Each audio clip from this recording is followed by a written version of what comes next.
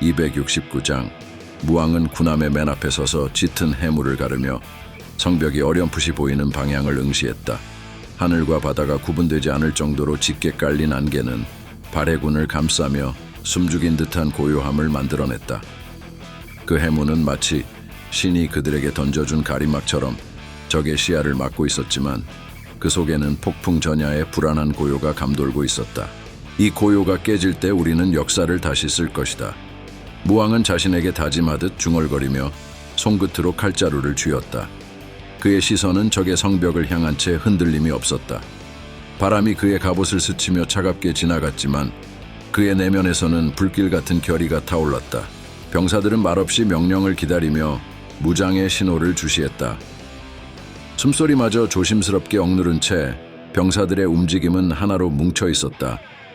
해무 속에서 발해군은 그림자처럼 조용히 전진하며 적의 성벽으로 다가갔다. 장문휴가 무왕의 곁으로 다가왔다. 그의 목소리는 낮았지만 그 안에는 억누를 수 없는 긴장감이 묻어 있었다. 전하, 적의 초소 불빛이 보이지 않습니다. 지나치게 고요합니다. 무언가 이상합니다. 무왕은 짧게 숨을 들이마시며 대답했다. 그래, 매복일지도 모른다. 그러나 그들이 준비했더라도 우리보다 먼저 움직일 순 없을 것이다. 우리는 지금 이 순간을 놓칠 수 없다. 그의 목소리는 차갑고 단호했으며 병사들의 긴장감을 진정시키기에 충분했다. 무왕은 고개를 돌려 성벽의 흐릿한 윤곽을 다시 한번 살폈다. 성벽이 고요하다는 것은 그들 역시 우리를 예상하지 못했다는 뜻이다. 우리의 기습은 성공할 것이다. 장문휴는 그 말에 잠시 머뭇거리다가 무겁게 고개를 끄덕였다. 명령만 내리십시오, 전하. 병사들은 준비가 되어 있습니다. 발해군은 해안에 도달하자마자 빠르게 움직이기 시작했다. 병사들은 모래를 밟는 소리조차 최소화하며 성벽으로 향했다. 해무가 그들의 움직임을 감추고 있었지만 그 속에서도 정막은 더욱 짙어졌다. 마치 이 정막이 적의 함정일 수도 있다는 불안감이 병사들 사이에 떠돌았지만 무왕의 흔들리지 않는 결의가 그들을 이끌고 있었다. 무왕은 성벽 아래로 다가가 병사들의 움직임을 지켜보았다. 모래 위에 찍힌 발자국이 곧 해무 속으로 사라져갔고 병사들은 그 누구도 멈추지 않았다. 그들의 눈빛에는 두려움 대신 발해의 운명을 짊어진 결의가 가득했다. 그 순간 장문휴가 다시 무왕에게 다가와 속삭였다. 전하, 성벽 위에 어떠한 움직임도 감지되지 않습니다. 이대로라면 무혈 입성이 가능할지도 모릅니다. 무왕은 그의 말을 듣고 눈을 가늘게 뜨며 해무 속에 잠긴 성벽을 바라보았다. 그의 시선은 성벽을 꿰뚫으려는 듯 날카롭게 빛났다. 고요함은 때로 함정이 된다. 방심하지 말아야 한다. 무왕은 깊은 숨을 들이마신 뒤 천천히 손을 들어 올렸다. 병사들의 긴장된 시선이 그의 손끝에 집중되었다. 마침내 그의 손이 성벽을 향하며 떨어졌다. 전진하라. 그의 목소리는 바람을 타고 병사들 사이로 퍼져나갔다. 발해군은 해무를 뚫고 성벽으로 달려들기 시작했다. 그들의 움직임은 조용했지만 그 안에 담긴 기세는 폭풍처럼 강렬했다. 성벽에 가까워질수록 병사들의 숨소리는 더욱 가빠졌지만 그 누구도 멈추지 않았다. 성벽 아래에서 병사들이 사다리를 세우기 시작했다.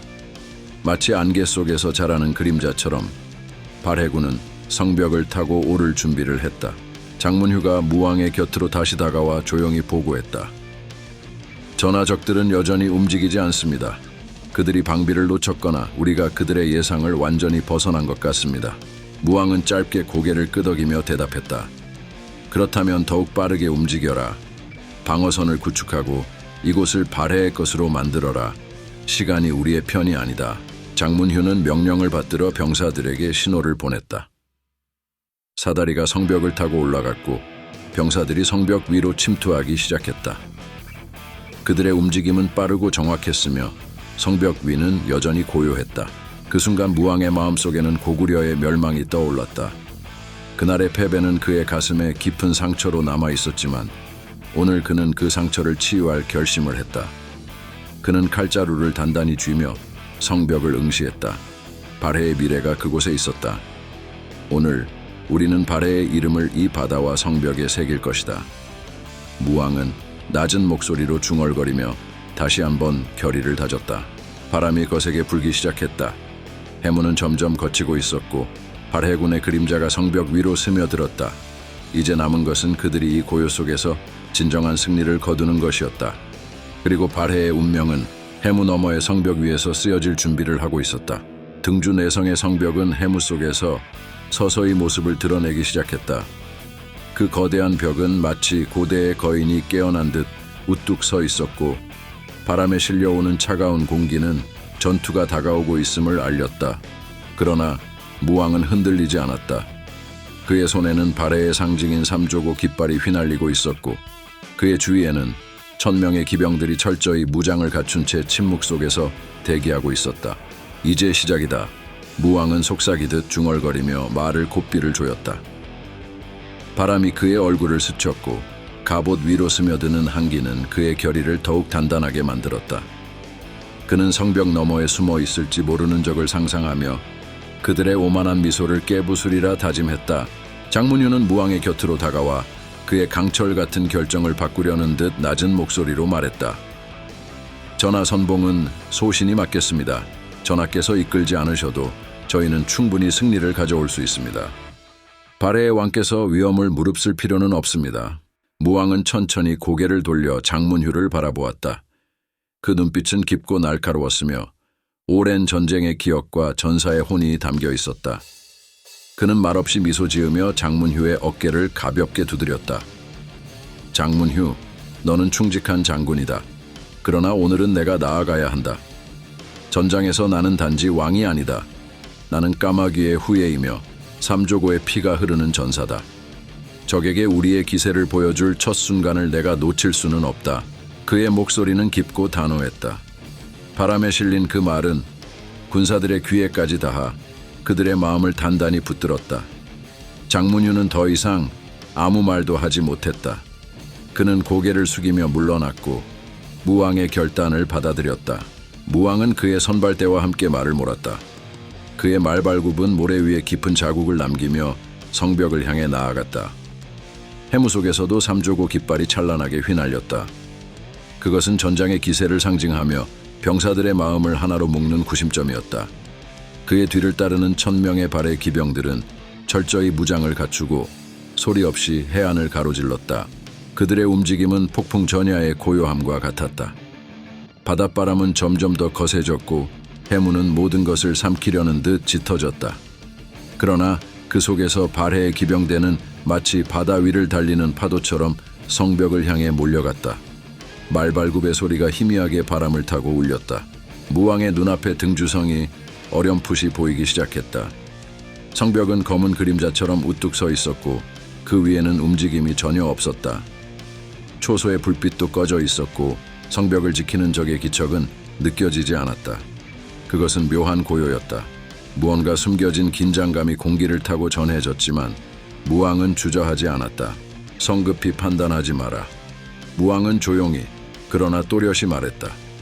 그의 말은 병사들에게 단단한 벽처럼 울렸다. 전투는 지금부터다. 적은 우리를 기다리고 있을 수도 있다. 하지만 우리가 두려워한다면 이 성을 넘을 수 없다.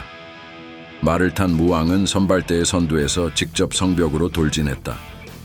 그의 칼자루는 차갑게 빛났고 그의 눈빛은 성벽 너머를 꿰뚫고 있었다.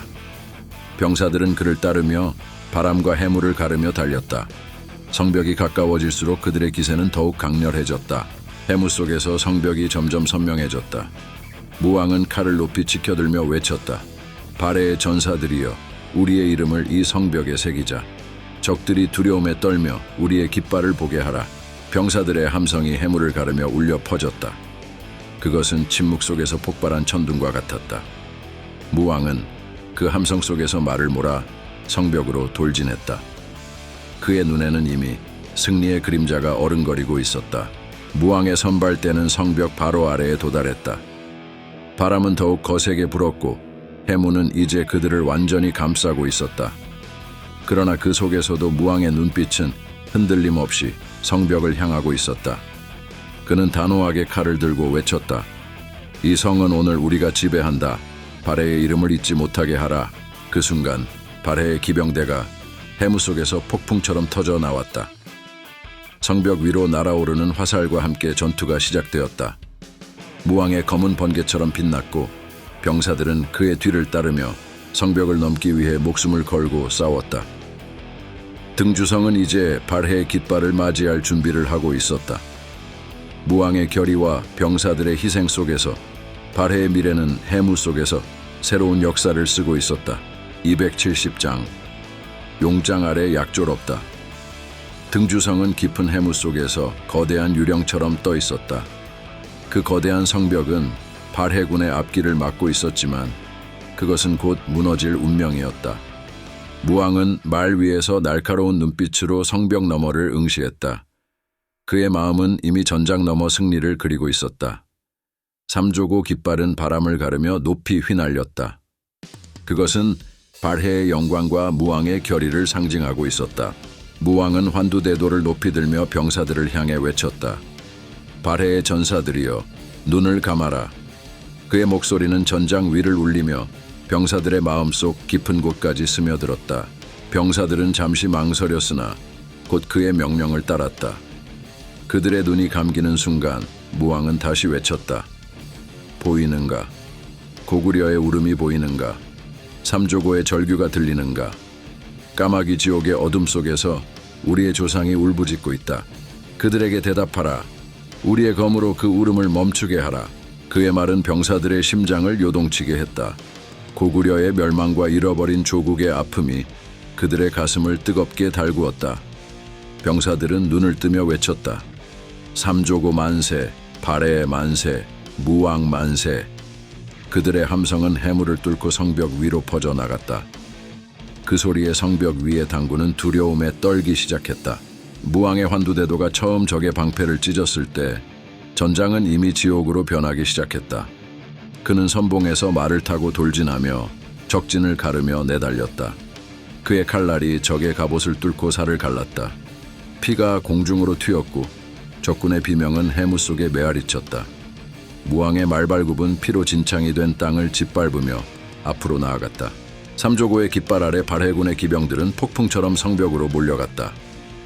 말발굽은 지면을 울렸고 땅은 마치 천둥이 내리치는 듯했다. 적들은 그 소리에 공포를 느끼며 방어선을 강화하려 했지만 이미 늦어 있었다.